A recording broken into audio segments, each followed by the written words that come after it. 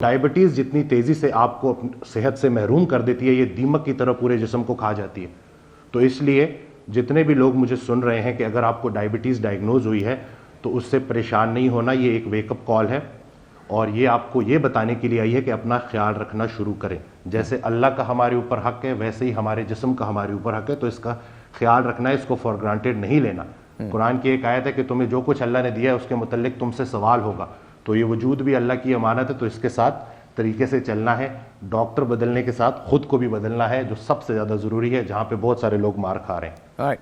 Doctor साहब क्या कहती हैं आप? डॉक्टर साहब ने जो बताया ज़ाहिर है वो तो कवर तो उन्होंने पूरी तौर पे कर लिया, लेकिन डू यू थिंक हमारे बिहेवियर्स भी ऐसे हैं कि हम एंड में इसी तरफ जाते हैं? आप बिल्कुल सही कह रहे हैं। स्ट्रेसफुल फैक्टर्स बहुत इंपॉर्टेंट चीज़ है और ये हम आम जुबान में शुगर कहते हैं। अब शुगर्स के नाम से यूँ लगता है जिस तरह सिर्फ मीठे के अंदर ये है, ऐसा नहीं है। शुगर में तमाम कार्बोहाइड्रेट्स, जितनी चीज़ें आपने सामने रखी हैं, ये तमाम शुगर के ज़ुमरे में आती हैं। केक, बिस्किट, बेकरी की हम रोज़ रखते हैं ये फिर उसके बाद जब कोई नहीं खाता तो वापस ले जाते हैं, देन अगले दिन हम वही ले आते हैं।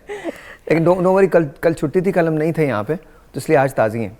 बहुत खूब है, ताज़ा चीज़ें हैं, लेकिन ये तमाम ना ज़ियाबतीस या शुगर की वजह है, वजूहात में से ये तमाम वजूहात शामिल हैं। बहुत शुक्रिया। और हमारे ये ना आसान है, अगर आपको यही तमाम चीज़ खुद बनानी पड़े, जाकर काश्त करनी पड़े और उसको करना पड़े, तो आप देखें कितनी एनर्जीज लगेंगी। अब हमारे लिए क्या लाइफस्टाइल हो गया है कि जो भी चीज़ हो हम उसको ऑर्डर देते हैं और हमारे सामने एक प्लेट में पेश हो जाती है। हमारे तो खाने भी अब 5 हो गए ना।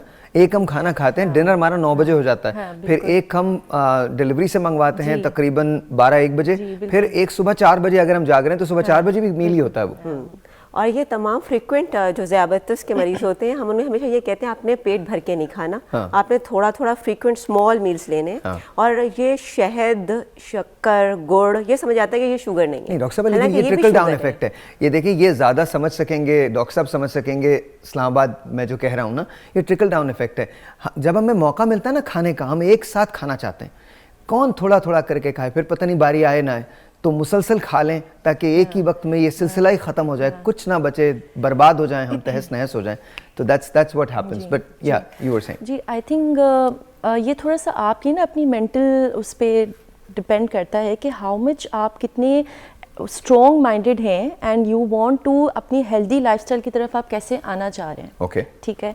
सो येस, इट इज़ ट्रू कि when there are lot of tasty food in front of you, you feel like eating everything, but वही टाइम है जब आपने अपने अंदर वो चीज़ स्ट्रांगली, एक चीज़ अपनी मेंटली सोचना है कि नहीं, this is harmful for me, और डिसाइड करना है कि नहीं लेना, नहीं लेना। ठीक है। अब जो डॉक्टर साहब ने जो इस्लामाबाद में बात की है ऑनलाइन कि मेटाबॉलिक सिंड्रोम की जो वो बात कर रहे थे, ठीक है, तो उसमें वन ऑफ द फैक्टर्स यही है कि अनहेल्दी फूड, ठीक है, जो लोग खा रहे हैं, हम अपने बच्चों को भी उस तरफ लेके जा रहे हैं। अब मैं थोड़ी सी इन्फॉर्मेशन अपनी ऑडियंस की करना चाहती हूँ, बताना चाहती हूँ उन्हें कि almost 27% of Pakistani population is diagnosed with diabetes and 26-25% ऐसे हैं जो अनडायग्नोज्ड है but they are living with diabetes and they don't know about it.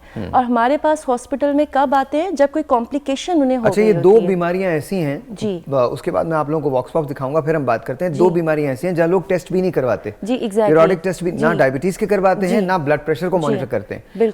हम गए लोगों के पास, हमने पूछा कि उनको क्या इसमें से किसी किस्म की बीमारी है। It might surprise you, just देखिएगा। जी, मुझे शुगर तो नहीं है अल्हम्दुलिल्लाह, लेकिन ब्लड प्रेशर ज़रूर है मुझे। नहीं अल्हम्दुलिल्लाह, कोई ऐसा मसला जी है। कभी कभी ब्लड प्रेशर का हो जाता है, वैसे रेगुलर नहीं है। नहीं अल्हम्दुलिल्लाह नहीं है। नहीं, अल्लाह का शुक्र नहीं है, बिल्कुल नहीं है। नहीं, कोई मसला नहीं है। नो अल्हम्दुलिल्लाह कोई नहीं है जी। नहीं, अल्लाह का शुक्र है, ऐसा तो कोई मसला नहीं है। नहीं अल्हम्दुलिल्लाह, सो फार नहीं है। नहीं, ना ब्लड प्रेशर है ना शुगर है। मैं डायबिटीज़ का पेशेंट हूँ। नहीं है, वैसे नहीं है मुझे शुगर। ब्लड प्रेशर चेक करता रहता हूँ मैं, घर में है मेरे पास, तो कोई इस तरह का मसला नहीं है। नहीं, अल्लाह का शुक्र है, कोई ऐसे मसाइल नहीं है मेरे साथ, ना शुगर के ना ब्लड प्रेशर के, बिल्कुल ठीक है। नहीं, मुझे कोई ऐसा मसला नहीं, शुक्र अल्लाह। अच्छा, 4 लोगों ने ये कहा कि उन्हें ये मसला है, बाकी लोगों ने कहा कि उन्हें ये मसला नहीं है। मैं डॉक्टर साहब की तरफ जाता हूँ, फिर आप लोगों की तरफ आता हूँ। मुझे बताइए डॉक्टर साहब, वसीम आप ये बताइएगा कि जिन 4 लोगों ने ये कहा कि उन्हें है, तो ज़ाहिर उन्हें टेस्ट करवाए होंगे, क्या ऐसा मुमकिन हो सकता है कि ये लोग टेस्ट ना करवा रहे हों, या बिकॉज इन सब की उम्रें जो हैं वो 40 से ज़्यादा की हैं, तो वो कौन सी एज होती है जहाँ पर आपको डॉक्टर से मशवरा करना बहुत ज़रूरी हो जाता है एंड पीरियडिकली आपको करवाने चाहिए? देखें, अब तो बात एज से बहुत आगे निकल चुकी है। मेरे पास 16-17 साल के स्टूडेंट्स आते हैं जो कि एंटी हाइपरटेंसिव ड्रग्स ले रहे होते हैं, वाह, वेट ज़्यादा होने की वजह से। इसी तरह से पहले वो बीमारी जो 40 साल के बाद सामने आती थी, अब यंग एज में सामने आ रही है। और एक बड़ा अजीब व गरीब सा ना एक लोगों का जहन बना हुआ है कि जैसे अगर फैमिली में डायबिटीज़ है तो मुझे भी होगी।